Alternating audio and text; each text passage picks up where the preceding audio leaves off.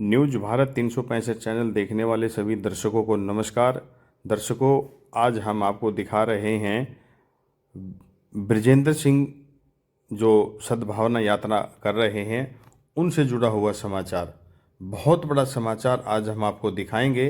इस वीडियो को देखें आप।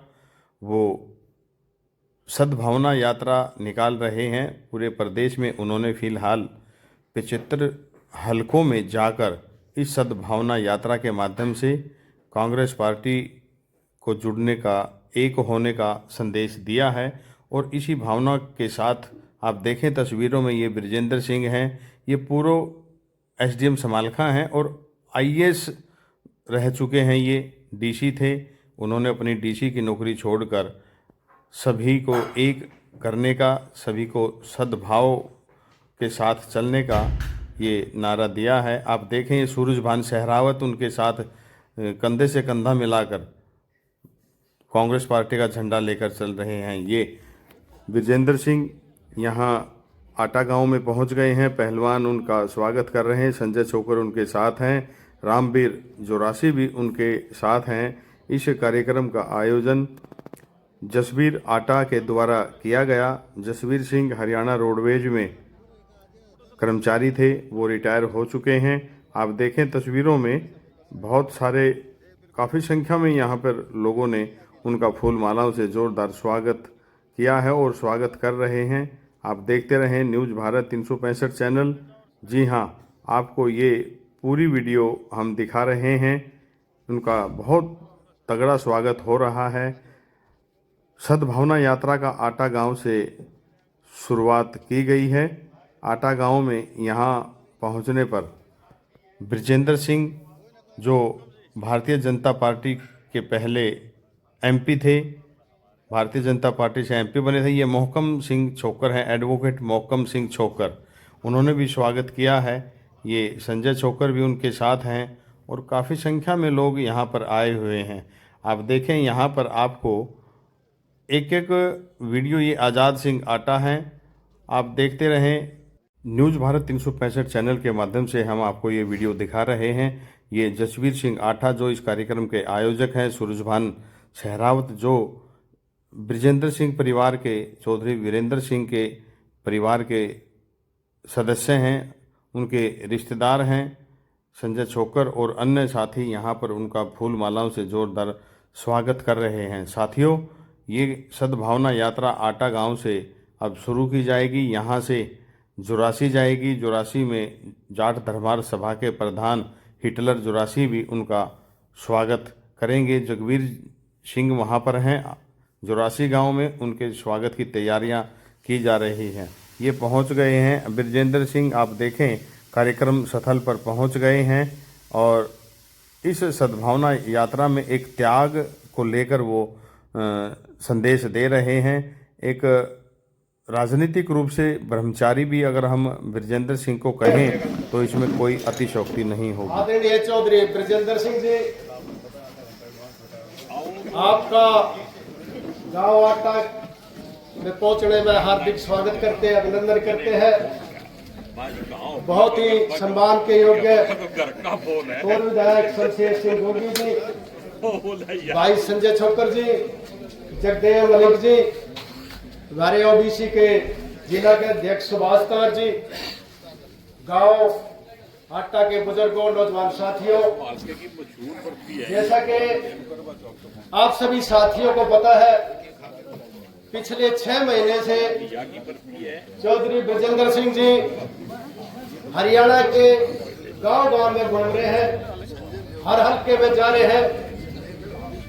चौधरी बृजेंद्र सिंह का ये बहुत बड़ा फैसला मैं इस कदर देखता हूँ, जैसे आदरणीय श्री राहुल गांधी जी ने कन्याकुमारी से कश्मीर तक की जो यात्रा की थी और उसके बाद जो राहुल गांधी की छवि उभर करके आई थी और उससे पहले की जो राहुल गांधी जी की छवि थी, उसमें जमीन और आसमान का फर्क देश के लोगों ने देखा। एक संघर्ष का रूप देखा, गांव में जुड़ने का रूप देखा। उसी पैटर्न पर आज चौधरी बृजेंद्र सिंह जी पूरे हरियाणा में अब तक के इतिहास में पूरे हरियाणा में 90 के 90 हलकों में किसी ने यात्रा नहीं की। इन्होंने भी एक बहुत बड़ा फैसला लिया है। मेरा ऐसा मानना है कि चौधरी बृजेंद्र सिंह जी जो IAS है और से रिजाइन देकर के राजनीति में आए हैं, आज चौधरी साहब किसी सदन के सदस्य नहीं है, लेकिन उसके बावजूद आज हरियाणा के अंदर बहुत बड़े जननेता के रूप में उभर करके आए हैं। आज ये प्रदेश स्तर के नेता है और जिस तरीके से हम यात्रा में 2 दिन से इनके साथ जुड़ रहे हैं, इनका काफिला दिन प्रतिदिन बढ़ता जा रहा है।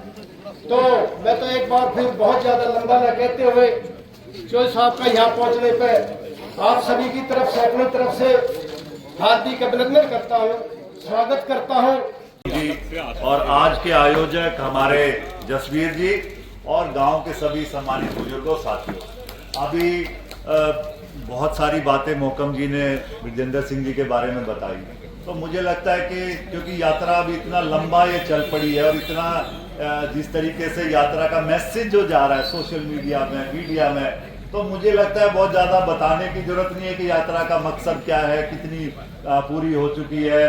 तो लेकिन सबसे बड़ी बात यह है कि अभी पिछले कुछ दिनों पहले मैं प्रशांत किशोर का एक इंटरव्यू पढ़ रहा था, उसमें सुन रहा था, तो उसमें एक आदमी ने पूछा भाई राहुल गांधी जी की स्ट्रेंथ और क्या है और वीकनेस क्या है। तो उन्होंने बोला कि भाई राहुल गांधी की जो स्ट्रेंथ या जो ताकत जो वो ये है कि इतने बुरे हालात के बावजूद भी बंदे का कॉन्फिडेंस कमजोर नहीं हो रहा, मजबूत है और लड़ रहा है। तो यही बात मैं आज हरियाणा के हालात आपको पता है, तीसरी बार हम चुनाव हरियाणा में हार गए, सरकार बीजेपी की बनी, कई बार हौसले डाउन हो जाते हैं, वर्कर कमजोर हो जाते हैं, हालात थोड़े से उस दूसरे तरह के हो जाते हैं, लेकिन फिर भी बृजेंद्र सिंह जी ने एक हिम्मत जताई, एक हौसला दिखाया कि मैं पूरे हरियाणा में यात्रा करूंगा। और जब वो उन्होंने अनाउंस किया तो कई दल, हमारे पार्टी के भी लोग और दूसरे लोग भी बड़ी बड़ी बातें कर रहे थे, अरे नहीं यार ये तो ऐसे ही बोल दिया, बड़ा मजाक सा लग रहा था। लेकिन जैसे ही यात्रा शुरू हुई, धीरे धीरे जिस तरीके से इसने गति पकड़ी और लोगों में, गांव में जाना शुरू हुआ, तो इस यात्रा का मैसेज बहुत जबरदस्त गया। और आज पूरे हरियाणा में, क्या मैं भी खूब दिल्ली में हमारे सारे नेताओं से हमारी भी चर्चा होती है, अगर जिस नेताओं से भी आप कांग्रेस के दिल्ली में चले जाओ बात करो तो पूछता है कि यार आपके यहाँ यात्रा चल रही है, वो कैसी चल रही है। तो ये एक बड़ा संदेश है, बड़ी बड़ी बात आप ये है। और मैं तो मुबारकबाद भी दूंगा कि आपको बहुत बहुत शुभकामनाएं, आपने यात्रा शुरू करी, और धन्यवाद करूंगा कि आपने इतना हौसला आपने रखा, आप बावजूद, क्योंकि जिस तरह से चौधरी वीरेंद्र सिंह जी की राजनीति थी हरियाणा में, उन्होंने खूब लंबे टाइम यहाँ पे सेवा करी हरियाणा के लोगों में, अलग अलग जगह पे। तो आज बहुत बढ़िया लग रहा है कि आज ये यात्रा समालखा में आई, हम इनका स्वागत करते हैं। और गांव में जसवीर जी ने बहुत बढ़िया ये शुरुआत करी, प्रोग्राम रखा, करीब बच जाएंगे। तो आप ये देखिए 75 हलकों में जाना, 75 हलकों में पैदल चलना। आजकल लोग गाड़ी में जाने में भी लोग रोते हैं, दिक्कत होती है, लेकिन आप पैदल चले, आपने लगातार लोगों से संपर्क किया, लोगों को। और सबसे बड़ी बात है कि कांग्रेस पार्टी को मजबूत करने में, जब ये देखा, जब चुनाव नजदीक आएगा तो ये यात्रा एक ऐसा उदाहरण बनेगी कि भाई बृजेंद्र सिंह जी ने कांग्रेस की यात्रा करी थी और कांग्रेस पार्टी को मजबूत किया पूरे हरियाणा में। लगातार सुनता रहता हूँ भाई साहब के भाषण, स्पीच, और पूरे हरियाणा के लोग सुन रहे हैं, लेकिन जो पॉजिटिव बात, जो अच्छी बात, जो आपने लोगों को समझाने की बात, जोड़ने की बात आपने करी है, वो एक अच्छा संदेश है। क्योंकि कहीं ना कहीं मुझे लगता है कांग्रेस पार्टी को आज इकट्ठा हो, आज बीजेपी मजबूत नहीं है, कांग्रेस पार्टी बिखरी हुई है। अगर हम सारे लोग जिस दिन इकट्ठे होकर एक मंच पे आके जिस दिन खड़े हो जाएंगे, उस दिन कोई ताकत नहीं, अगले दिन भाग जाएंगे तो सारे। आप ये तो हमारी कमजोरी का फायदा उठा रहे हैं। तो भाई आप सारे लोग जो यात्रा आपने सबने बहुत बहुत यहाँ समालखा में, मैं तो फिर से स्वागत करता हूँ, धन्यवाद करता हूँ। और सारे नेता मिलके उसी तैयारी में, 29 की तैयारी में लगे हैं, यात्रा कर रहे हैं। और सब लोग कोई कई बार हमारे से सवाल करते हैं, पीछे कई जगह हमने गए, बोले भाई साहब आप वहाँ यात्रा में कौन से ग्रुप से हो आप से। तो मैं ये कहना चाहता हूँ कि भाई ये कांग्रेस सारी एक है, सारे ग्रुप इकट्ठे हैं। ठीक है, काम सबको अलग अलग मिले हुए हैं, कोई कहीं काम कर रहा है, कोई यहाँ पे काम कर रहा है, तो सारे मजबूत है, सारी पार्टी ताकतवर है। आप लोगों का साथ चाहिए, आप थोड़ा सा एक बार सहारा दे दो। ये कांग्रेस पार्टी के नेताओं को अनुभव भी है, तजुर्बा भी है, और सरकार कैसे चलाई जाती है आप देखिए आज क्या हालात है। अगर आप कंपेयर करके देखो सरकारों को, आप 14 से पहले का समय और 14 के बाद का समय देख लो। आप 14 के बाद आप गैस का सिलेंडर का रेट जब 400 रुपए था, आज 900 रुपए है। आप पेट्रोल डीजल के जो दाम थे वो आप 2014 से पहले 55-60 रुपए तक थे, और जबकि कच्चे तेल का जो क्रूड ऑयल की जो कीमत थी वो 125-30 रुपए तक चली गई थी। आज 60-70 रुपए में भी क्रूड ऑयल का रेट आ गया था कच्चे तेल का, उसके बावजूद भी इन्होंने कम नहीं करी। 90-100 रुपए का रेट डीजल और पेट्रोल का है। और क्या हालात है देश में आप सब जानते हो। बस ये है कि लोग दुखी हैं, लोग बदलना चाहते हैं, लोग चाहते हैं कि कोई ऐसे नेता, कोई मजबूत कांग्रेस पार्टी लोगों के बीच में रहे, लोगों के दुख सुख में शामिल रहे और पूरी मजबूती के साथ आवाज उठाते रहे, तो लोग पूरी तरह बदलने के लिए तैयार है। तो मैं मौजूदा हालात को बताया, इसमें कोई शक नहीं कि 2024 के विधानसभा के चुनाव के बाद कांग्रेस का कार्यकर्ता डिमोरलाइज हो गया था, हतोत्साहित हो गया था।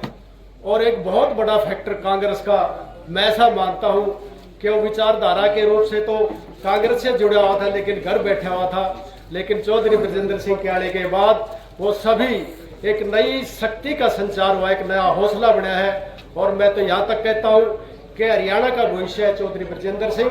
आने वाले टाइम के अंदर एक बहुत बड़ी उपाधि हासिल करेंगे, बहुत बड़ी पोजीशन हासिल करेंगे। अब मैं गांव की तरफ से चौधरी हरि सिंह जी है, वो पगड़ी पहना करके चौधरी बृजेंद्र सिंह जी का सम्मान करेंगे। चौधरी हरि सिंह सद्भावना यात्रा कर रहे चौधरी बृजेंद्र सिंह को गांव के बुजुर्ग हरि सिंह और जसवीर कार्यक्रम के आयोजक हैं, उनके द्वारा पगड़ी पहनाकर स्वागत किया जा रहा है। साथ में देखें आप जगदेव मलिक जी और पूर्व विधायक शमशेर सिंह गोगी जी उनके साथ हैं। निरंतर गोगी जी उनसे पारिवारिक सदस्य मानकर उनके साथ रहते हैं। आप देखें तस्वीरों में शमशेर सिंह गोगी, जगदेव सिंह मलिक, संजय छोकर, ये सभी साथी उनके साथ इस सद्भावना यात्रा में जा रहे हैं। शमशेर सिंह गोगी जी का राम कुमार जी चादर ओढ़ाकर उन्हें चादर देकर सम्मानित कर रहे हैं। अब संजय छोकर जी को भी गांव की ओर से चादर ओढ़ाकर उनको सम्मानित किया गया। इसके बाद आप देखते रहें वीडियो में, ये जगदेव मलिक जी को भी आटा गांव की ओर से पहलवान के द्वारा सम्मानित किया गया है। चलने की जरूरत भी नहीं, क्योंकि सबसे पहले जब ये IAS करके आए तो समानता में SDM लगे थे और आप लोगों की सेवा भी करके गए।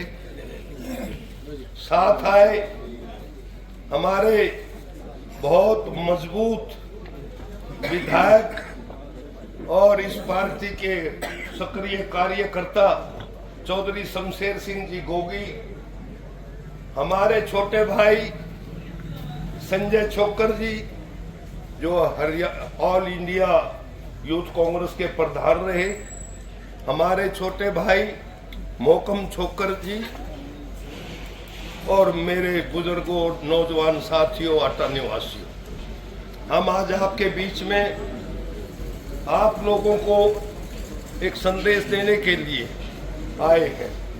और वो संदेश सद्भाव का चौधरी बृजेंद्र सिंह जी आपके बीच में रखेंगे।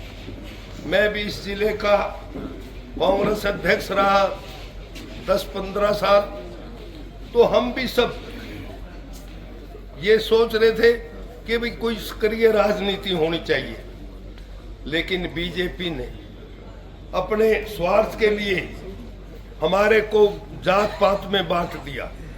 किसान भाइयों को कोई जाट बना दिया, कोई गुजर बना दिया, कोई रोड बना दिया, कोई कंबोज बना दिया। लेकिन हमारे हरिजन भाइयों को इन बीजेपी वालों ने, निक्कर वालों ने हमसे दूर कर दिया, समाज को बांट दिया। आज उसी लक्ष्य के लिए चौधरी बिरजेंद्र सिंह जी आपके बीच में आए। मैं आपको इनका थोड़ा सा परिचय दे दूं। ये सर छोटू राम के वंश से हैं।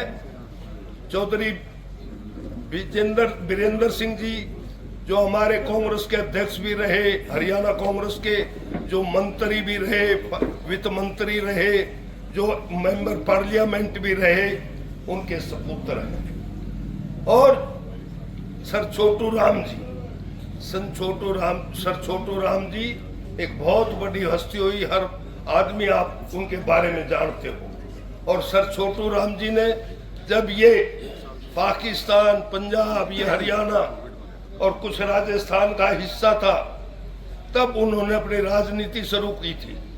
सर छोटू राम एक किसान परिवार में, उनको पढ़ाया लिखाया, लाहौर से उन्होंने LLB की, लेकिन थोड़े दिन रोहतक में वकालत की, लेकिन उनको रास नहीं आई।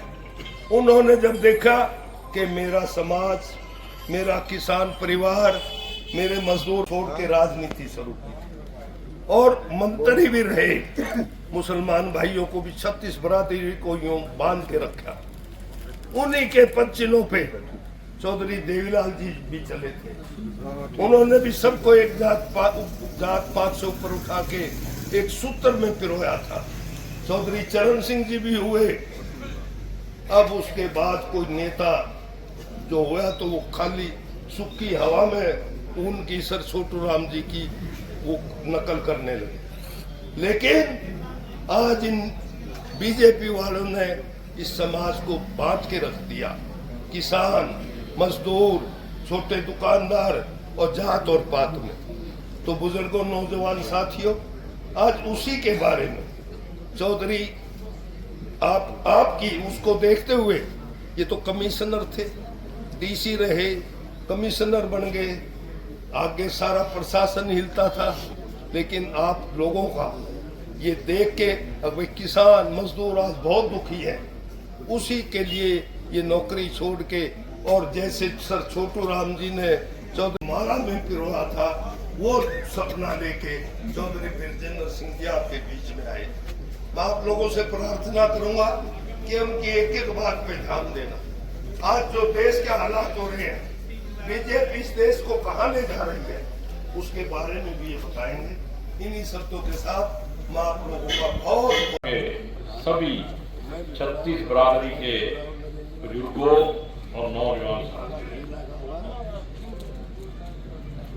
आपने इस सद्भाव यात्रा को लेकर चौधरी बरजिंदर सिंह पुराना MP भी है। MP में ज्यादा इसलिए नहीं, तब तक बीजेपी में रहेगा, ठीक है ना? तो उसी का रौला है। लेकिन कई बार मजबूरियां होती हैं। मैं तो सारी बात को जानता हूं, बताना ठीक नहीं है। सद्भाव यात्रा है और ISP रहे, इसके बावजूद भी AC की जिंदगी छोड़ के, सुख सुविधा की जिंदगी छोड़ के सड़क पे उतर गई। तो कहीं ना कहीं खून उबाला मारता है ना। फिर वो खून ने कहा अभी ये तेरा काम नहीं है, बाबू बन खतरा और बहुत है, ठीक है? तो जो काम चौधरी छोटू राम अधूरा छोड़ के थे, चौधरी बीरेंद्र सिंह पूरा नहीं कर पाए, तू पूरा कर। चौधरी छोटू राम कभी चीफ मिनिस्टर नहीं बने कभी। चीफ मिनिस्टर का नाम आपको याद नहीं होगा कि उस टाइम कौन था, याद है? लेकिन चौधरी छोटू राम को बच्चे बच्चे को पता है। तो काम की वैल्यू है। चीफ मिनिस्टर बनने से, औहदे से कोई काम नहीं। औहदे पे रह के अगर आप गलत काम करोगे तो फिर लोग कैसे याद करेंगे? ये आपके यहाँ SDM रहे, मेरे को अच्छी तरह याद है, मैं भी यही था। इनके स्टाफ के आदमी मेरे को क्या करते, बोले जी यूं कहे SDM साहब आपको जानते हैं? मैं भी जानता हूँ। बोला यूं कैसा आदमी आ गया, बोला पहले वाला हकीम था, सारा दिन सब्जी ले आओ ये ले आओ, सारा घर पड़ा था, उनका सड़ांग उठ जे थी। और बोला जी यूं तो 100 रुपये देवे, फिर हिसाब मांगा, बोला कितने का सामान आया कितने, तो महा तारे पर लेता तो नहीं कुछ। बोला जी ना, हम तो हिसाब देने में दुखी है, एक का दाना ऊपर नीचे लग जाए। तो ये खानदान पहले लोग ढूंढा करते ना भी फलाना खानदान है, तो खानदान की आज भी वैल्यू है, पहचानने की जरूरत है। मैं भाई संजय छोकर जी पार्टी ने कहीं भेज रखा था, परसों चौथे मैंने फोन किया, माँ भाई तेरे हल्के में प्रोग्राम है और तू महाराष्ट्र में रहेगा, फिर आगे फिर दोबारा भी तो आना है, अगर इलेक्शन भी तो आएगा, फिर भी भाग्य आया। इलेक्शन बड़ी चीज है, रेल बना देती बंदे। अब पार्टी में इतने बड़े बड़े काम आपको दे रखे, इलेक्शन भी लड़वाएंगे, चिंता न करो, पहले भी लड़वाया था, ऐसी बात नहीं है। ये कांग्रेस पार्टी हिसाब नहीं रखती। हमारे बीच में जगदेव मलिक जी हैं, आप सब जानते हो, बड़े भाई हैं, कांग्रेस के अध्यक्ष रहे और इस इलाके में काफी घूमे। मेरे को याद है उस टाइम इनका भी दिल करता था कि मेरे को संभाल के से टिकट मिल जाए, याद है ना? नहीं मिली वो एक अलग बात है। भाई मोहकम जी हैं और खास करके जसबीर का भी मैं धन्यवाद करता हूं। यहां 95-96 में भी चौधरी बरिंदर सिंह जी आए, जब हमने तिवारी कांग्रेस बनाई तो आपको याद होगा इसी गांव से हमने शुरुआत करी। आज चौधरी बरिंदर सिंह जी की तरफ से मैं माफी मांगता हूं, थोड़ा लेट हो गए हो दिल्ली से आने में, कल दिल्ली चले गए हो, अगर पानीपत होते तो आ जाते ट्रेन से, लेकिन दिल्ली से थोड़ा लेट हो गए। अगले गांव में फिर मिलेंगे आपने साथ चलना 84 तक, कभी राज में छोड़ दो काम, जो बुढ़े बुढ़े हो रहे जियो, जो जवान जवान है सारे चलियो भाई, बिनती है सारा पे। हाँ, कभी उरत आगे कोई आदमी नहीं पाओ कह भी आटे वाटे रह गए, फिर के फायदा होगा। और मेरे को बहुत मान है इस गांव पे, जब भी यहां से शुरुआत कराई है तो आपने आखिर तक साथ देना है। और अब मैं जितने नौजवान आदमी है ना, उनसे एक बात कहता हूं, भाई बरजिंदर सिंह जी का नंबर ले लियो। आज तो यात्रा है, 75वां हल्का है, 15 हल्के हो रहे हैं और आगे मेरे 27-28 दिन में 5 मई को रोहतक में जाकर समापन होगा। रोहतक भी आइयो, ये जो बड़ा बड़ा डमडमा सा बन रही हो, गुब्बारे से फूल जाए ऊपर चले जाए, उन्होंने देखना है भाई उनमें कोई रंग बंग भी है कि नहीं, वो तो रोहतक में दिखेगा। भाई इस पार्टी के अंदर कोई कहता है कोई गुट, तो मेरे को यह बता कांग्रेस में कौन है? गुट में तो बहुत लोग हैं, कांग्रेस में कौन है? कांग्रेस में बरजिंदर सिंह है। आप इस बात को ध्यान रखो, जो तिरंगे को और हाथ के पंजे को लेके सड़क पे चल रहा है, और उसी हाथ के पंजे और तिरंगे की वजह से ये जनता जो है आज बीजेपी को सबक सिखाने के लिए बरजिंदर सिंह का साथ दे रही है, उसको आशीर्वाद दे। तो आपने तो बस पंजे पंजे को देखना है। गुट में तो न्यू ऐसे है, मैं भी शैलजा का भारी हूं, मेरे को टिकट दवाई थी उसने, मेरे पे एहसान है उसका, मैं भी उसके साथ हूं। लेकिन ये अपना भाई भी है, भतीजा भी है, चौधरी बरिंदर सिंह मेरे बड़े भाई हैं, मैं दिल से उनसे प्यार करता हूं, तो यहां भी हूं। ये कोई फर्क नहीं पड़ता है तो कांग्रेस में ही ना, बाहर तो नहीं है। शैलजा जी भी आई थी ना यहाँ, तब भी तो हमने प्रोग्राम कराया था वारिये समाज वाले में। आज मैंने देखा उसमें कुछ काम कुम चल रहा था, इसलिए यहां करना पड़ गया। तो आपने पूरा आशीर्वाद देना है। आटे जरासी से जो मुहिम चलेगी वो पूरे संभाल के हल्के में चलेगी, और अगली बार तो हल्का ही और तरह का होगा, ये भी ध्यान रख लियो। डिलिमिटेशन होगी, बकौली लागू हो जाएगी, पूरा उड़ा रह जाएगा मामला। ठीक है ना। तो और वो पढ़ा लिखा नेतृत्व तो होगा। और मैं आपसे ये कह रहा हूं, नेहरू था तो देश को कहां से कहां पहुंचा दिया। अगर कोई पढ़ा लिखा होगा वो बात को कहां से कहां पहुंचाएगा, वो काम बरजिंदर सिंह करेगा। और मैं तो आज भी कहता हूं, चौधरी छोटू राम की बात हमने मानी नहीं, ऊं तो हम जात के हिसाब से किसी तरीके से रिस्पेक्ट बहुत करते हैं, लेकिन जो असली उनका उपदेश था, जो उनकी कार्य प्रणाली थी, उसको अपनाया नहीं हमने। अब अगर बरजिंदर सिंह जी उनके रास्ते पे चलें, उस बात को आगे बढ़ाएं, उनके बनाए हुए जो एक्ट थे ना, उनमें आज भी अमेंडमेंट नहीं हुई। कब बनाए थे? देश आजाद होने से भी पहले। वैसे शहरों वाले उनके खिलाफ रहते हैं, लेकिन ये शॉपिंग एक्ट भी उनका बनाया है। किसानों का नहीं, सबका काम कर रखा उन्होंने। तो वो पढ़े लिखे थे, उनको लिखना आता था, ड्राफ्टिंग करनी आती थी, तो उन्होंने करी है। तो मैं तो आपसे एक ही अपील करता हूं कि चौधरी बरिंदर सिंह जी की गैर हाजिरी में आप बरजिंदर सिंह को अपना लो और इसको अपना आशीर्वाद दो, अपना सहयोग दो। जय हिंद, जय भारत। सद्भावना यात्रा में काफ़ी संख्या में लोगों ने सम्मानित किया। इसमें भगवान दास गौतम और अन्य लोगों ने भी बरजिंदर सिंह को फूलों का गुलदस्ता देकर सम्मानित किया। भाव यात्रा का 75वां विधानसभा समालखा, और ये भी संयोग की बात है कि इसकी शुरुआत आटा से है, क्योंकि जब मैं सन 2001 में जब एसडीएम के तौर पे यहाँ आया था, तो पहला गांव जिसमें मैं गया था वो आटा था। समालखा नया नया सब डिवीजन बना था उस टाइम। आप लोगों को शायद ध्यान नहीं होगा, मेरे से पहले बस एक ही एसडीएम। हाँ जी, हाँ याद है। और हालांकि मेरा यहाँ पे जो आना हुआ था वो कोई ज्यादा अच्छी बात थी नहीं, वो तोड़ फोड़ वाला काम था जो एसडीएम पे जब मैं आ गया। तो ये तो गांव बड़ा घना हो गया, तो मेरा समझ भी नहीं आया मैं किस साइड से आया था। लेकिन मेरी पहला गांव जब मैं समालखा में एसडीएम लग के आया तो आटा था, और मजबूत गांव आपका, बड़ा गांव है। मेरे को बहुत खुशी है आपने मेरे को और हमारी यात्रा को यहाँ पे इतना मान सम्मान दिया।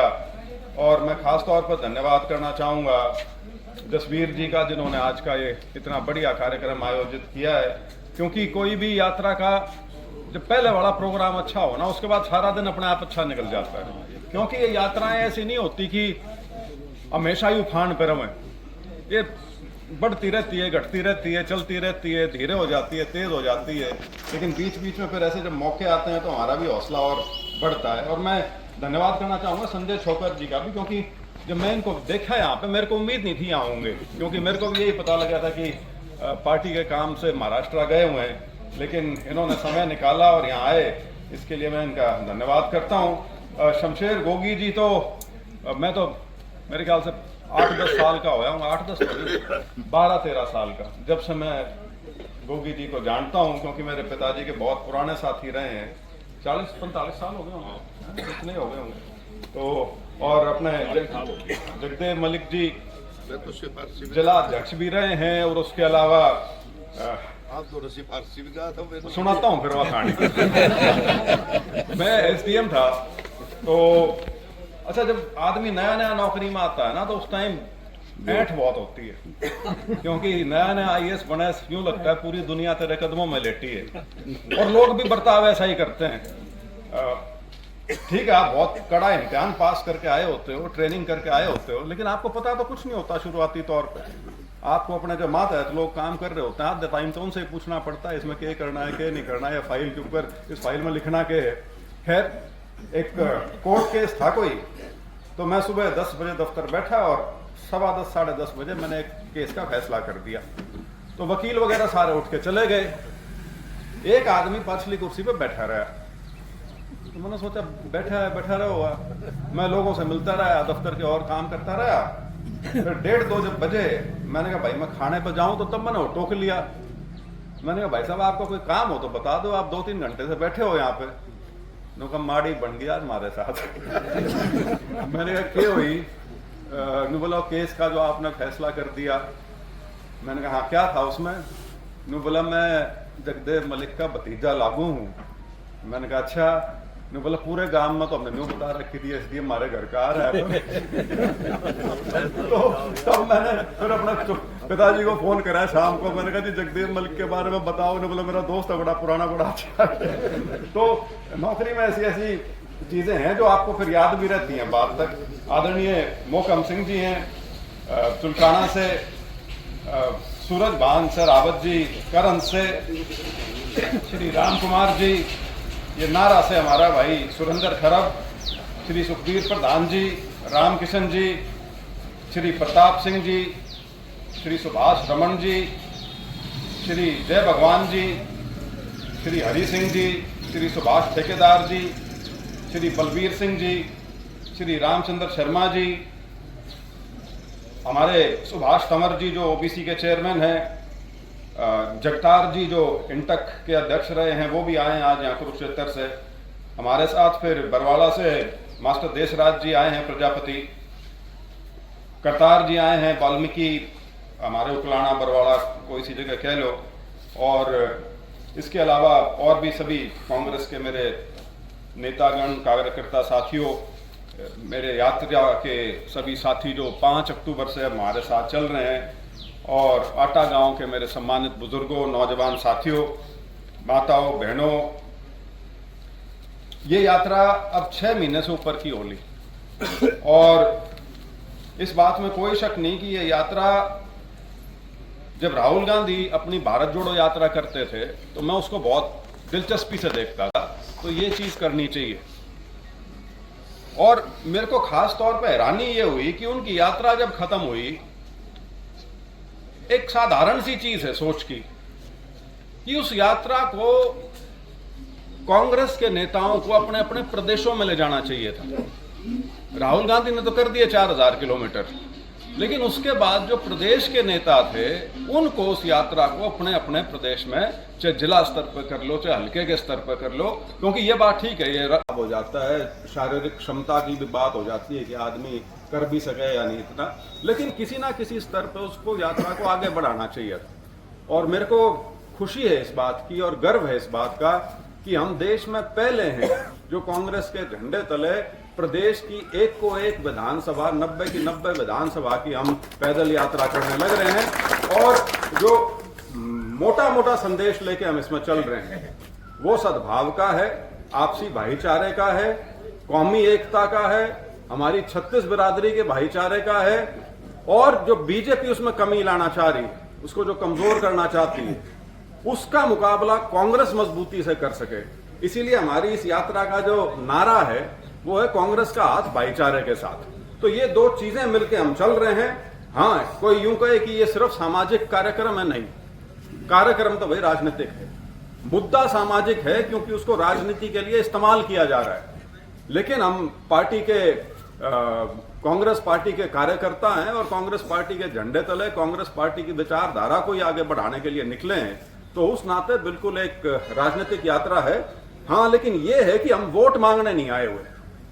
हम इस समय ना तो वोट मांगने का टाइम है, ना हम वोट के हिसाब से आए हुए, और ना हम इस यात्रा के माध्यम से ये कहते कि, क्योंकि लोकतंत्र का जो असली मर्म है वो यही है कि हर आदमी अपनी बुद्धि का विवेक करे, जो राजनीतिक सोच है उसके हिसाब से अपनी वोट करे, चाहे वो विचारधारा के हिसाब से करे, चाहे वो नेता पसंद है ना पसंद है उस हिसाब से करें, कोई पार्टी पसंद है, उसके कार्यक्रम आपको पसंद हैं नहीं हैं उस हिसाब से करें, या आप किसी को हराने के लिए करें, जो भी हो सकता है। लेकिन हमारा सिर्फ ये कहना है कि यदि कोई भी पार्टी या दल और उसके नेता यदि समाज में विभाजन करके यदि अपनी राजनीति चमकाना चाहें, वहां पे हमें सचेत रहना चाहिए, क्योंकि ये नुकसान जब अगर एक बार होना शुरू हो जाए, इससे वापसी नहीं हो पाती, वापसी नहीं हो पाती। राजनीतिक समीकरण या सामाजिक समीकरण राजनीति में हमेशा से रहे और रहेंगे, क्योंकि जो समाज की सच्चाई है वही राजनीति में भी दिखती है, तो उससे भाग नहीं सकते। मेरे को तो इस हल्के का पता है, अब ये हल्का बड़ा बढ़िया है। मैं 24 साहब से पूछा करता मेरे पिताजी से मैंने कहा जी क्या चक्कर है, यहाँ हैं तो जाट गणे लेकिन जीतते को नहीं। उन्होंने बोला जाट कैंडिडेट ने टिकट मिलते बाकी दूसरे इकट्ठे हो रहे सारे के सारे।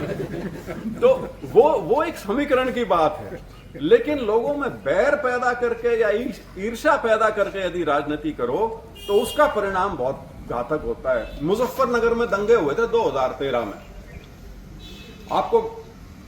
आपको शायद ना पता हो, 1947 में भी मुजफ्फरनगर के ग्रामीण इलाकों में दंगा नहीं हुआ था। शहरों में तो हुए थे, ग्रामीण इलाके में नहीं हुआ था। वो पीढ़ियों से सदियों से इकट्ठे रह रहे हैं, उन्हीं जमीनों पर काम कर रहे हैं, उसे गांव में रहे हैं, चाहे उनका धर्म कुछ हो, क्योंकि उसमें करीब करीब सारा किसान वर्ग है, वो चाहे हिंदू है या मुसलमान है, और हिंदुओं में कोई सी जात हो, सारे खेती से उनका वास्ता है। और बीजेपी की राजनीति वहां जम नहीं पा रही थी पश्चिम यूपी में। तो मुजफ्फरनगर का 2013 का दंगा और आज 2026 में हम अप्रैल के महीने में आ लिए, वो आज तक जो उस समय लोगों के बीच में भेद पैदा किया गया था वो आज तक सुलटा नहीं, वो अभी भी बरकरार है। अभी भी जब इलेक्शन आता है तो लोग वहीं खड़े हो जाते हैं जहां बीजेपी ने खड़े करने की कोशिश की थी। और हमारा यह मानना है कि बीजेपी हरियाणा में भी जो चीज करने लग रही है वो यही है। और 2024 का चुनाव यदि आप ध्यान से देखोगे तो उसमें अंत में जैसे जैसे चुनाव अपने वोट वाली तरफ आया, लोग बीजेपी जिस थां बिठाना चाहती थी वहीं बैठे मिले, जबकि 10 साल से हाहाकार मच रहा था। सारे के सारे दुखी हो रहे थे बीजेपी से।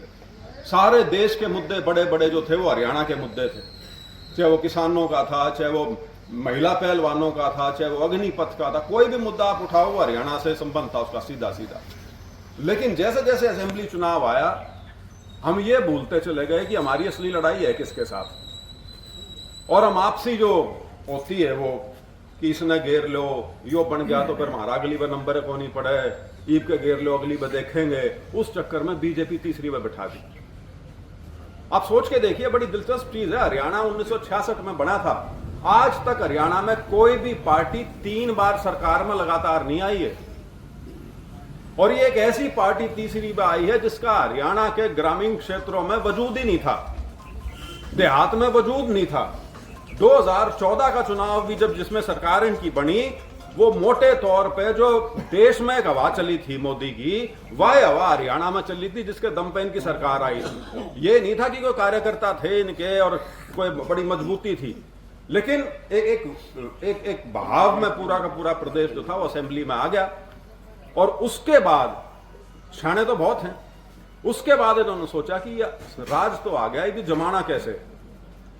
और राजनीति इनको सिर्फ एक ही तरह की करनी आती है, वो तोड़ फोड़ की, क्योंकि इन्होंने अपनी सारी सीख शिक्षा जो है वो अंग्रेजों से ले रखी है। ये तो आजादी से पहले भी इसी काम में लगे रहा करते, आजादी से पहले भी इनका काम जो था वो सिर्फ जो इंडियन नेशनल मूवमेंट थी या उस समय जो कांग्रेस जो उसको चलाती थी उसका विरोध करना था। इन्होंने कदे अंग्रेज का विरोध नहीं करा, अंग्रेज के तो पक्ष में थे। और सारी जो इनकी शिक्षा दीक्षा है वो सारी ले रखी है इन्होंने, जिसको फांसीवाद बोलते हैं हम। इटली और जर्मनी जो हिटलर होता था वहां पे, उसकी सोच के कीटाणु जो हैं वो पूरी तरह से इनके अंदर। और वही चीज फिर ये प्रदेश में लेके आ रहे हैं, देश में पहले ले आए, उसके बाद जिस भी प्रदेश में जाते हैं वहां यही करते हैं कि भाई कोई ऐसी चीज ढूंढ लो, कोई ऐसा समाज का हिस्सा ढूंढ लो जिसके खिलाफ आप लोगों को इकट्ठा कर सको। कोई सकारात्मक सोच नहीं कि हमको एजेंडा लेके जाएंगे उस हिसाब से हम वोट की बात करेंगे। ईर्ष्या पैदा करो, पूरे देश में मुसलमानों को टारगेट करा, बाकियों को इकट्ठा कर लो। प्रदेशों में गए, हर प्रदेश में मुसलमान तो है नहीं, तो वहां और लोगों ने ढूंढे हैं। यूपी में यादव ढूंढ लिए, मुसलमान तो हैं ही, बिहार में भी यादव ढूंढ लिए, इसी तरह से महाराष्ट्र में मराठे ढूंढ लिए, हर प्रदेश में यही कहानी है। एक उदाहरण मेरे को देने का बड़ा शौक है। ये प्रदेश बना था बिहार से कट के झारखंड, पहले बिहार जो बड़ा बिहार था उससे झारखंड अलग प्रदेश बना था, क्योंकि वो पूरा का पूरा इलाका जो है वो आदिवासियों का है, लेकिन अमीर इलाका है। अमीर से मतलब वहां पे ये हैं बहुत ज्यादा, ये माइंस हैं, मिनरल्स हैं, मतलब देश का उस हिसाब से देखा जाए तो सबसे ज्यादा मतलब खनिज पदार्थ इतने हैं कि पूरा देश उन पर चल रहा है, आप ये मान के चलो। और लंबे समय से एक मांग थी कि एक आदिवासी इलाका यहां बने, और वो प्रदेश बना। आप ये देखिए, वो प्रदेश आदिवासियों के लिए बना था और बीजेपी का जब राज आया पहली बार, उन्होंने पहला काम क्या किया, सारे लोगों को आदिवासियों के खिलाफ इकट्ठा करने का काम किया और एक प्रदेश के बाहर का लालाजी मुख्यमंत्री बनाया वहां का। तो मतलब हर उदाहरण जिस प्रदेश का भी आप लोग, राजनीति इसी पे है। हरियाणा में 216 में सिलसिला शुरू करा था इन्होंने और आज तक चल रहा है। 216 भी आपको पता है, 223 अगर आपको ना पता हो तो 223 में इन्होंने मेवात में आग लगाने की कोशिश करी, यात्रा के ही माध्यम से। धार्मिक यात्रा थी एक जो निकाली थी वहां से, उसमें दंगे भड़कवाए, 7 आदमी मरे थे, 200 लोगों को चोट भी लगी थी। लेकिन ये भाईचारा जो था ये काम आया, ये इकट्ठे हुए वहां सारे के सारे, इन्होंने अपना डेरा डाला और उस चीज को आगे बढ़ने से रोका। 3 साल हो लिए उस बात को, शांति है। लेकिन ये कोशिश जारी रहेगी। अगर आप ये सोचो एक बार हो गया दोबारा नहीं होगा, कोशिश जारी रहेगी। मैं आपको 2 उदाहरण देके अपनी बात इस संदर्भ में खत्म करूंगा। आप 2 चीजों को देखना कभी। एक तो राज्यसभा का चुनाव जो अभी हुआ है, ये जो चुनाव था ये साधारण चुनाव होना चाहिए था। 31 एमएलओ पे राज्यसभा की सीट मिले थे, कांग्रेस के 37 थे, बीजेपी के 48 थे, बात खत्म। एक उसकी एक इसकी। लेकिन गंद मचाना हर जगह, खरीद फरोख्त हुई वो आपके सामने है सारी की सारी। लेकिन मैं उससे आगे की बात कर रहा हूं। आप मंशा देखिए क्या थी। मंशा ये थी कि कांग्रेस ने यदि दलित खड़ा किया है तो इन्होंने जानबूझ के सतीश नांदल जो इनकी पार्टी का वाइस प्रेसिडेंट था उसको खड़ा करा इंडिपेंडेंट। सिर्फ वो एक राजनीतिक गठ जो बना है उसको कमजोर करने के लिए, उसमें दरार डालने के लिए। और यही काम आपसे 6 महीने पहले हमारी यात्रा को शुरू हुए, 2-4 दिन भी नहीं हुए थे उस समय तक, यही खेल तब खेलने की कोशिश की गई थी। आईजी पूरण कुमार ने आत्महत्या करी और उसके बाद एएसआई लाखर ने करी। दोनों के प्रति सरकार का आप रवैया देखिए। एक के घर तो केंद्र का मंत्री भी अगले दिन आ लिया, मुख्यमंत्री भी आ लिया, इंक्वायरी भी होगी, एफआईआर भी लॉन्च होगी, नौकरी का भी आश्वासन दे दिया गया, मुआवजा भी दे दिया गया। और दूसरी तरफ 8 दिन तक शरीर का पोस्टमार्टम तक नहीं होया, एफआईआर तक नहीं हुई, क्योंकि वो दोनों में फर्क दिखाना चाह रहे। तो आप इन दोनों चीजों को देखोगे, दोनों 6 महीने के अंदर हुई है। ये इस तरह की राजनीति है जो करते हैं। ये हमको समझने की बहुत जरूरत है। बाकी तो अब मुद्दों की तो क्या बात करो और क्या ना बात करो, मुद्दों के नाम की तो वोटें नहीं मांग रखी। अगर उन्होंने वोटें नहीं मांग रखी युवाओं को रोजगार देने की, और जो एचपीएससी करने लग रही है आजकल, भर्ती नहीं करते, सारे बच्चों को फेल कर देते हैं वो, और फिर बच्चों पर दोष डालते हैं कि हमारे बच्चे इस लायक ही नहीं है कि सरकारी नौकरी ना मिले। मैं आंकड़ों में नहीं जाना चाहता। पिछले 6 महीने में 4 भर्ती हुई हैं, गजब की भर्ती हुई हैं। 1711 पीजीटी लेक्चरर लेने थे, 39 सेलेक्ट करें, 39। अभी मैथमेटिक्स के, गणित के असिस्टेंट प्रोफेसर लेने थे 112 के 114, 4 सेलेक्ट करें। तो ये परिस्थिति पैदा की हुई है इन्होंने। और ये भी आपको बता दूं किस लिए हो रही है। किसान आंदोलन में जो मुंह की खानी पड़ी थी, उसके बाद से इनको यह समझ में आ गया कि आपने हरियाणा को कमजोर करना है, और सबसे बड़ी कमजोरी आप उसके युवाओं के माध्यम से ला सकते हो कि इन्हीं को कमजोर कर दो। इनकी जो महत्वाकांक्षा है उसको इतना नीचा कर दो कि ये उसी में लगे रहें। ये सोचने की बात है। फौज में बच्चे जाया करते, देश सेवा के लिए जाना चाहते थे, 17-18 साल की नौकरी करने के लिए 4 साल का अग्निवीर ला दिया कि लेनी है तो या ले लो, नहीं रहने दो। जो मैं कह रहा हूं, आपकी महत्वाकांक्षा का स्तर ही नीचा कर दें कि छोटे की सोचते रहो, बस इससे आगे की सोचने की जरूरत नहीं।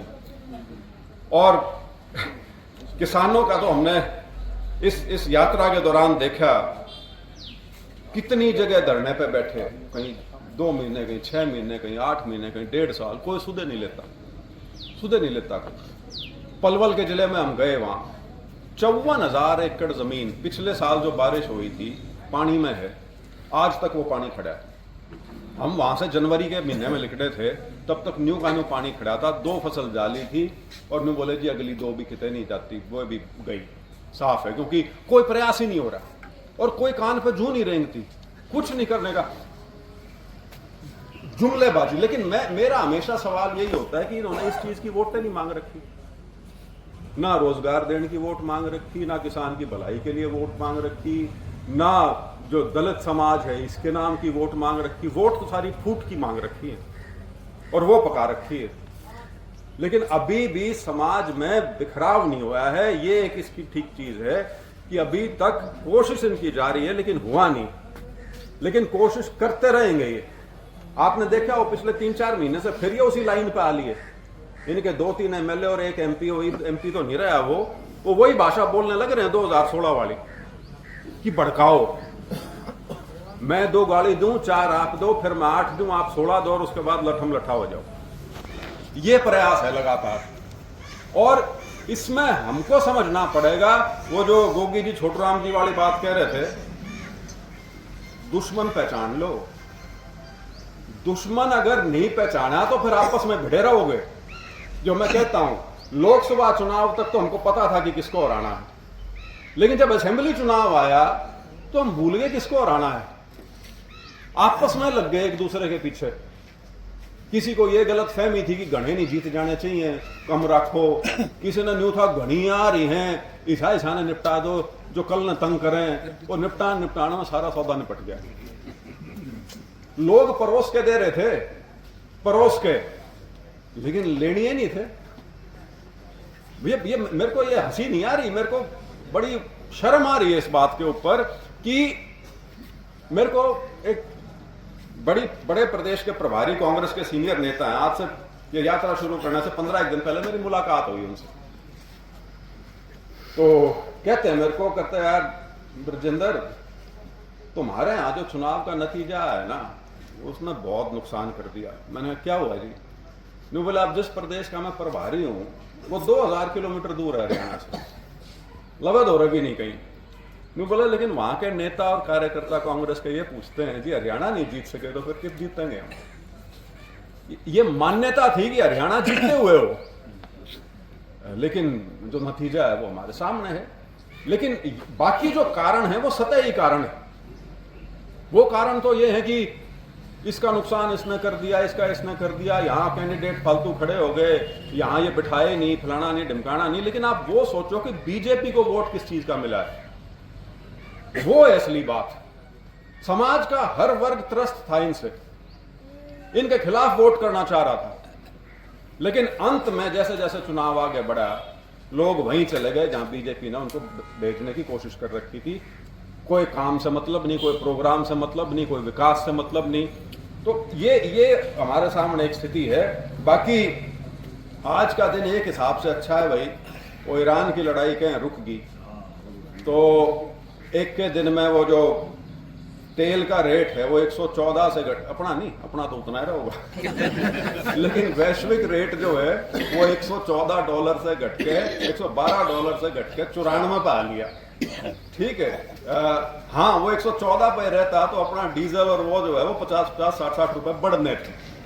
घटने पे घटाए तो नहीं गई है, लेकिन कम से कम अब राहत की सांस ये है कि या गैस है या तेल है, कम से कम इसकी कमी नहीं आएगी, इसकी मंदी नहीं आएगी। लेकिन इसको भी देखने वाली बात यह है, 3 पक्ष थे इसमें। आज जो 3 बयान आए हैं, देख लियो सोशल मीडिया पे जाके, एक ईरान की तरफ से, एक अमेरिका की तरफ से, एक पाकिस्तान की तरफ से, और सब में एक ही चीज है। पाकिस्तान तो चलो खुद है, उसको छोड़ दो, ऑस्ट्रेलिया ने भी बयान दिया है, सब ने पाकिस्तान की प्रशंसा की। डोनाल्ड ट्रंप इतना ऊत खूंखार आदमी, वो भी शाहबाज शरीफ और उसके जनरल का नाम ले रहा है। ईरान वाले भी अपने उनका धन्यवाद करने लग रहे हैं, और ऑस्ट्रेलिया का प्राइम मिनिस्टर भी धन्यवाद करने लग रहा है। और हम विश्व गुरु गदी नहीं पूछ रही हमने। आप सोच के देखिए हम कितने छोटे हो गए हैं, हम कहीं किसी गिनती गिनात में नहीं, और एक ऐसे समय में जब हम दुनिया का सबसे बड़ा देश आबादी के हिसाब से, तीसरी सबसे बड़ी फौज ले रहे हम। अरे बीजेपी वाला कहा हम दुनिया की 4थी सबसे बड़ी अर्थव्यवस्था है। ये सब है तो आपकी कोई पूछ क्यों नहीं कर रहा? क्योंकि आपके मन में मैल है। आप देश के अंदर गोडसे को पूजते हो, देश के बाहर गांधी का नाम लेते हो। देश का तो बेवकूफ बना रखा है, दुनिया नहीं आपके झांसे में आ रही। आप पे 4 पीसे हैं, वो आपसे सौदा तो करने लग रहे हैं, धंधा तो करने लग रहे हैं, लेकिन आपके साथ खड़ा कोई नहीं। आपकी लड़ाई हुई पाकिस्तान से 4 दिन की, एक देश ने ये नहीं कहा कि भारत ने अच्छा किया है। पोली पोली बात कर दी कि आतंकवाद की हम निंदा करते हैं, फलाना ढमकाना, लेकिन किसी ने ये नहीं कहा कि भारत ने जो पाकिस्तान के खिलाफ कार्रवाई करी है उसका हम समर्थन करते हैं। एक देश ने नहीं कही। अब सोच के देखो इन चीजों को, कितनी गर्त में हमको ले गए हैं और निरंतर ले जाने लग रहे हैं। और हमारे देश का एक बहुत बड़ा तबका जो है वो धर्म की अफीम में मदहोश है, चूर है। बिरानी कद वह टूटेगी, कद वो नशा टूटेगा, कद उस पर लिखड़ेंगे और उसके बाद देश की सोचनी शुरू करेंगे। हम तो अपनी तरफ से एक छोटा सा प्रयास हरियाणा में कर रहे हैं इस यात्रा के माध्यम से। आप लोगों ने हमारा इतना समर्थन, सहयोग दिया, प्रोत्साहन दिया, आपका बहुत बहुत आभार, बहुत बहुत धन्यवाद। और जसवीर जी का एक बार फिर से धन्यवाद कि उन्होंने इतना बढ़िया कार्यक्रम आज आयोजित किया है। हमारी यात्रा के शुरुआत का प्रोग्राम है, क्योंकि संभाल के हल्के का, तो उस हिसाब से आपका एक बार बहुत बहुत धन्यवाद। सद्भाव यात्रा अपने 75वें हल्के में प्रवेश की है। यही इस बात का सबूत है कि लोगों का समर्थन और कांग्रेस के कार्यकर्ता और नेताओं का समर्थन जो मिला है, नहीं तो कोई ऐसी संभावना नहीं है। मेरे को यात्रा करते टाइम एहसास हुआ है इस बात का। शुरू में तो मैं भी क्या करता, चाहे अकेला झंडा ठा के चलना पड़े, 5 आदमियों के साथ में यात्रा पूरी करूंगा, लेकिन अब मैं ईमानदारी से कह सकता हूँ कि इतनी बड़ी यात्रा, इतने लंबे समय और इतने लंबे डिस्टेंस की यात्रा, जब तक आपको कहीं से ऊर्जा ना मिले, और वो ऊर्जा सिर्फ लोगों से आती है, वो ना मिले तो यात्रा हो सकता है बीच में कहीं ना कहीं टूट गई होती। लेकिन अब हम 75वें पे हैं, 90 करना है, अब तो हमको अंतिम छोर भी दिखना शुरू हो गया। तो ये लोगों का समर्थन ही है जिससे हम यहाँ पहुँचे हैं। और इसमें एक ऐसी श्रेणी है जिसकी बहुत अहम भूमिका रही। वो एक ऐसा कांग्रेस का वर्ग है जो पिछले 10-12 साल से निष्क्रिय होकर घर बैठ गया था। वो बहुत बिल्कुल बड़े जोश के साथ और बड़ी उमंग के साथ दोबारा से कांग्रेस की मुख्य धारा में इस यात्रा के माध्यम से जुड़ा है। ये इसमें बड़ा सीधा है। राज्यसभा चुनाव का आपने जिक्र किया, 2 लोग हैं जिनको पता हो सकता है कि वोट किसने डाला है, किसको डाला है। वो दोनों कांग्रेस के ऑथराइज्ड एजेंट हैं, एक हमारे प्रभारी हैं और दूसरे CLP लीडर हैं। दोनों ने अगर नाम दे दिए तो बात ये उसके बाद पूर्ण विराम लग जाता है, क्योंकि उसमें कोई आदमी कुछ ही कहता रहो, किसी चीज़ का कोई मायने नहीं। लेकिन मैं अपनी तरफ से ये ज़रूर कहना चाहूँगा कि आने वाले समय में जब कभी दोबारा चुनाव हो राज्यसभा के किसी भी प्रदेश में, और वहाँ पे आपसी तालमेल में कमी हो, तो बेहतर ये है कि आप एक न्यूट्रल आदमी प्रदेश से बाहर का कोई ला के इलेक्शन एजेंट बनाएं, ताकि इस तरह का आरोप प्रत्यारोप ना लग सके। अब तो जिनने वोट खिलाफ दे रखी है वो भी डिंगे मारने लग रहे हैं कि नहीं, हमने तो नहीं करी।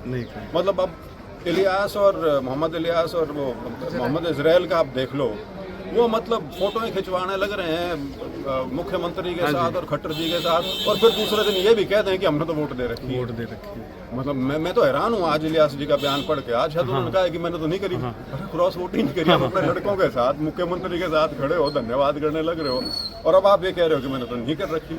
तो इसीलिए जो CLP लीडर, जो एजेंट थे पार्टी के और प्रभारी, उन्होंने जो कह दिया वो फाइनल वर्ड है उसमें। वो तो जी आदमी का ईमान कब डोले उसका कोई पैमाना थोड़ी होता है। वो तो इससे पहले वाले में जिन दो ने क्रॉस वोटिंग किया था उनसे बड़े भी नेता थे क्या कोई? प्रदेश के युवाओं के लिए कोई डोल गए। प्रदेश के युवाओं के लिए संदेश जी, आपने युवाओं को जोड़ा है साथ में। प्रदेश के युवाओं के लिए संदेश मेरा ये है, एक तो युवाओं को राजनीति से जुड़े रहना चाहिए। कभी ये नहीं सोचना चाहिए कि राजनीति से हमको क्या मिलना है, क्या वास्ता है। हर चीज़ का संबंध सीधा सीधा आपके प्रदेश और आपके देश की राजनीति से है। चाहे वो आपके रोजगार की बात हो, आपके भविष्य की बात हो, आपकी शिक्षा दीक्षा की बात हो, हर चीज़ का निर्धारण जो है उस समय की सरकार करती है। तो आप राजनीति में भागीदारी भले ही ना लीजिए, लेकिन राजनीति से जुड़े ज़रूर रहना चाहिए। राजनीति की समझ और विषयों के बारे में चर्चा विचार करना चाहिए। और एक मेरा सुझाव है, भाई थोड़ा पढ़ लिया करो 4 पन्ने। ये सोशल मीडिया, व्हाट्सएप पे जो सूचनाएं आती हैं, इनसे बाहर निकल के जब तक किसी चीज़ को गहनता से नहीं पढ़ोगे, तो ऐसे धूर्त लोग हैं जिन्होंने गांधी और नेहरू के ऊपर भी सवालिया निशान लगा दिए। ये वो लोग हैं जिन्होंने देश की आज़ादी की लड़ाई लड़ी, कई कई साल जेलों में रहे और उसके बाद एक ऐसा देश का निर्माण किया बाबा साहब अम्बेडकर के साथ, संविधान के साथ, जो देश उस समय जितने देश आज़ाद हुए थे 1940 के दशक में, करीब करीब सारे देश जो हैं कोई अथॉरिटेरियन बन गया, कहीं पे फौज का राज हो गया, कई देश टूट गए।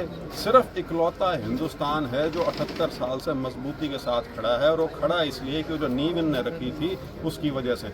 लेकिन पढ़ते नहीं लोग। यात्राओं के प्रभाव तो राजनीतिक विश्लेषक आंकेंगे, आप जैसे पत्रकार आंकेंगे, क्योंकि यात्राओं के परिणाम दुष्परिणाम एकदम से उसके साथ साथ नहीं किए जा सकते, वो तो समय बताता है। मैं एक उदाहरण हमेशा देता हूँ। राहुल गांधी जी की जो भारत जोड़ो यात्रा थी वो तेलंगाना से निकली थी और शायद महीने डेढ़ महीने बाद ही वहाँ 2 बाई इलेक्शन हुए, और उन दोनों बाई इलेक्शनों में कांग्रेस पार्टी के कैंडिडेट्स की जमानत जब्त हुई। तो एकदम से सीधा आक्रमण जो था वो यात्रा के ऊपर था कि देखो कोई असर ही नहीं है। वही प्रदेश 5 महीने बाद जहाँ कांग्रेस हाशिए पे गई हुई थी वहाँ पूरी मेजॉरिटी के साथ सरकार बन जाती है। तो यात्राओं के जो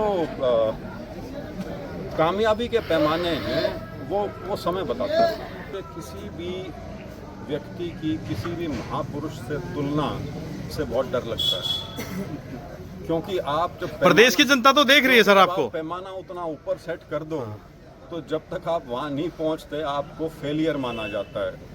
मैं उस होड़ में नहीं पड़ना चाहता। छोटू राम जी युग पुरुष इसीलिए थे कि युग पुरुष वही होते हैं जो युग में एक आधा ही हो। बदलाव आप भी कर रहे हो हरियाणा में, इसलिए कि मैं उनका पड़पोता हूँ, तो मैं भी छोटू राम बनने की राह पे हूँ नहीं। उनका समय अलग था, आज का समय अलग है। हाँ, किसानों के मुद्दे, कमेरे वर्ग के मुद्दे जो उस समय थे, बीच में एक दौर ज़रूर आया प्रगति का और खुशहाली का, लेकिन आज फिर हम पिछले 18-20 साल से वहीं जाके खड़े हो गए हैं जहाँ शायद आज से 100 साल पहले खड़े थे। तो कभी मौका लोगों ने दिया तो ज़रूर सबसे ज़्यादा फोकस इसी चीज़ पे होगा और युवाओं के लिए होगा। Thank you ji. Thank you. साथियों, आपने पूरी वीडियो देखी, स्वागत समारोह देखा, और अब देखें ये यात्रा यहाँ से चलकर अब जोरासी जाएगी, जोरासी से ये मसरौली जाएगी, मसरौली से सूरज भांजी सहरावत जो उनके साथ कंधे से कंधा मिलाकर चल रहे हैं, उनके साथ ये यात्रा वापस अब करहंस आएगी, जहाँ पर दोपहर का भोजन करेंगे। आपने पूरी वीडियो देखी, आपको वीडियो कैसी लगी? अच्छी लगी वीडियो तो इसको ज़्यादा से ज़्यादा शेयर करें ताकि ये संदेश पूरे हरियाणा में जा सके। ये बृजेंद्र सिंह जी की आवाज़ पूरे हरियाणा के युवाओं, बुजुर्गों और महिलाओं के द्वारा बुलंद किया जा सके। आपने इस चैनल को देखा, चैनल को सब्सक्राइब कर लें और वीडियो को ज़्यादा से ज़्यादा शेयर करें।